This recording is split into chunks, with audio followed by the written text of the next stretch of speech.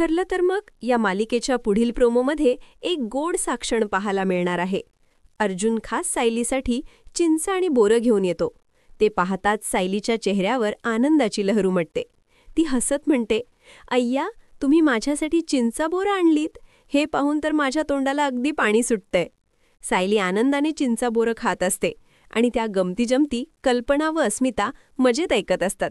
दरम्यान अर्जुन सायलीकडे पाहत मनापासून म्हणतो, "बायको, मी लवकरच तुझ्यासाठी असं एक सरप्राईज आणणार आहे जे आजवर तुझ्यासाठी कोणीच आणलं नसेल."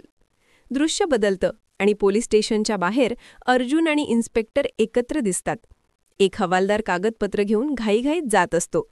इन्स्पेक्टर त्याला आवाज देतो, तेवढ्यात त्या हवालदाराच्या हातून सगळी कागदपत्र खाली पडतात.